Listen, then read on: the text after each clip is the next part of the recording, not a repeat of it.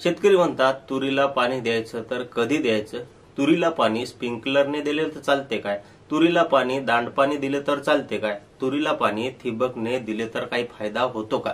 मित्रांनो, या सर्व प्रश्नाचे उत्तर आजच्या या व्हिडिओमध्ये आपण तुम्हाला सांगणार आहोत आणि तुरीच्या पाणी व्यवस्थापनाचा फायदा आपल्याला आपल्या उत्पादन वाढीवरती मोठ्या प्रमाणावरती पाहायला मिळतो आणि हेच जर चूक आपण पाणी व्यवस्थापनामध्ये केली तर मोठं नुकसान देखील होते आणि तुरीच्या उत्पादन वाढीसाठी आणि उत्पादन घटीसाठी पाणी व्यवस्थापन हा मुद्दा अतिशय महत्त्वाचा आहे। कारण तुम्हाला माहित असेल कोरडवाहू शेतकऱ्याला तूरचे जे उत्पन्न आहे ते मोठ्या प्रमाणावर होत नाही, पण ज्या शेतकऱ्याकडे पाण्याची उपलब्धता आहे त्या शेतकऱ्याला खूप मोठ्या प्रमाणावरती उत्पादन होते।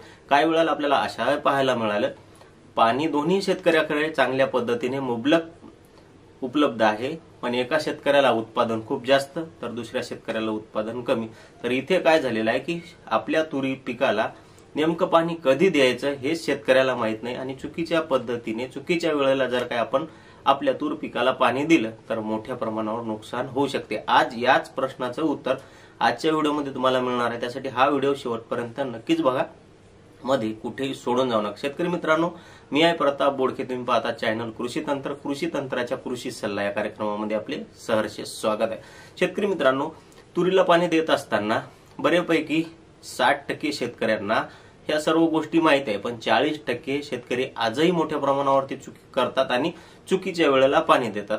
आता एक प्रश्न आहे की फुल धारणा असताना तुरीला पाणी दिलं तर काही नुकसान होते का? या वेळेला पाणी देणं योग्य आहे का? हा प्रश्न। आणि त्याच्यानंतर दुसरा एक प्रश्न शेतकऱ्याचा आहे की आपण तूर पिकाला फुल अवस्थेमध्ये स्प्रिंकलरने पाणी देणे योग्य आहे का? आणि दिलं तर काही नुकसान होऊ शकते का? कारण फायदा तर त्याच्यात नाहीच।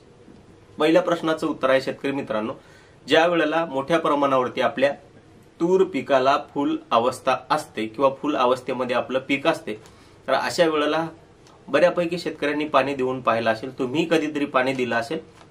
या वेळेला तुम्हाला माहिती असेल पाणी दिल्यानंतर 2 दिवसाच्या आत तुमच्या तूर पिकाची फुल गळ ही मोठ्या प्रमाणावरती झालेली तुम्हाला दिसली असेल। काही शेतकऱ्याची होत नाही, त्याच्या मागचंही कारण तुम्हाला सांगतो, पण ते शेवटी सांगूयात। आणि त्याच्यानंतर स्प्रिंकलरने पाणी दिल्यानंतर फुल धारणेमध्ये द्यायला पाहिजेत का? फुल अवस्था मोठ्या प्रमाणावरती असताना तर अशा वेळेला स्प्रिंकलरने पाणी द्यायला पाहिजेत नाही। कारण तुम्हाला सांगतो मित्रांनो, ज्यावेळेला आपण स्प्रिंकलरने पाणी आपल्या तूर पिकाला देतो तर हे पाणी आपल्या फुलांमध्ये जाते, कळ्यांमध्ये जाते आणि अशा वेळेला या फुलांमध्ये बुरशीचं प्रमाण वाढते आणि बुरशीचं प्रमाण वाढल्यामुळे आपल्या तूर पिकाची फुलगळ होते आणि यातूनच आपल्या उत्पादनामध्ये मोठी वाढ म्हणजे मोठी घट होते। हा मुद्दा तुमच्या लक्षात आला। मग पाणी द्यायचं तर कधी द्यायचं? तर पाणी देण्याच्या काही स्टेजेस आहे आणि अशा स्टेजेसमध्ये तुम्ही 2 किंवा 3 पाणी तुरीला देत असाल तर पहिलं पाणी तुम्ही तुमचे तूर हे कळी अवस्थेच्या अगोदरच द्यायला पाहिजेत। आता काही शेतकऱ्याकडे पाणी उपलब्ध नसते, 2च पाणी द्यायचं असेल तर मित्रांनो लक्षात घ्या, कळ अवस्था तुमची सुरू झाली तर त्यावेळेला तुम्ही एक पाणी देऊ शकता, हे पहिलं तुमचं पाणी असेल। आणि दुसरं पाणी तुमचे सर्व फुलं शेंगा बनले असतील आणि 5% पर्यंत फुलधारणा असेल, अशा वेळेला तुम्ही तुमच्या तूर पिकाला पाणी देऊ शकता। शेंगा पूर्णपणे जर काय फुलं पूर्णपणे जर काही शेंगा बनले असतील तर यानंतर पाणी देऊ नका।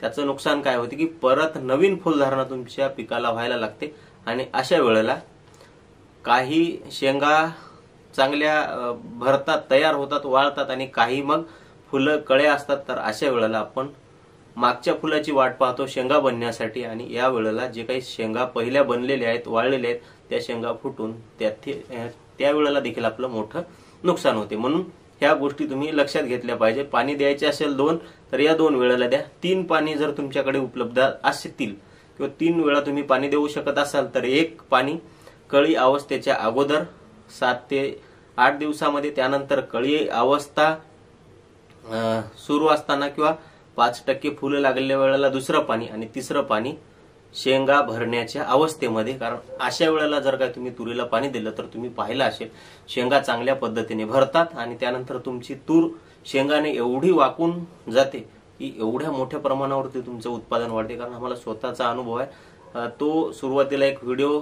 देखील तुम्ही पाहिला असेल, तशा पद्धतीने जर तो व्हिडिओ मिळाला मागच्या त्यावेळेसचा तर आम्ही ते व्हिडिओ लावेल. त्या व्हिडिओमध्ये तुम्हाला दिसेल तूर कशी वाकून पडलेली आहे आणि उत्पादन खूप मोठ्या प्रमाणावर होते. तर शेतकरी मित्रांनो, ह्या काही गोष्टी आहेत.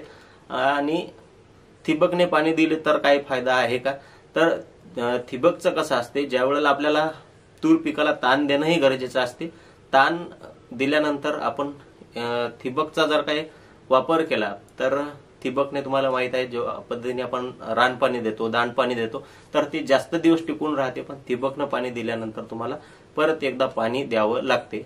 अशा वेळेला तुम्ही, आणि ज्या शेतकऱ्याकडे पाणी कमी प्रमाणात उपलब्ध आहे तर तुम्ही ठिबकचा वापर केल्यामुळे जास्तीत जास्त क्षेत्र ओलिताखाली तुमचं जाते. हा एक ठिबकचा फायदा आहे. दांडपाणी तुम्ही देऊ शकता. दांडपाणी दिल्यानंतर जास्त दिवस तुमची जमीन ही ओली राहते, त्याच्यामुळे तुम्हाला काही वेगळाच फायदा मिळते. मित्रांनो, हा व्हिडिओ महत्वाचा आहे. जास्तीत जास्त शेतकऱ्यांपर्यंत पोहोचणं गरजेचं आहे, कारण 40% शेतकऱ्यांना या पाण्याचं आणि तुरीचं गणित लक्षात येत नाही. म्हणून व्हिडिओला जास्तीत जास्त शेअर करा. व्हिडिओ नक्कीच तुम्हाला आवडला असेल तर लाईक करू शकता. असेच कार्यक्रम नवनवीन आपल्या चॅनलवरती रोजनिशी जर तुम्हाला पाहिजे असतील तर नक्कीच चॅनलला सबस्क्राईब करून सोबत दिसत असलेली घंटी वाजवा. नोटिफिकेशन तुमच्या थेट मोबाईलवरती येईल आणि तुम्हाला असेच नवनवीन व्हिडिओ रोज पाहता येईल. मित्रांनो, आजच्या कार्यक्रमामध्ये आपण इथेच थांबूया. परत भेटूया नवीन कार्यक्रमामध्ये.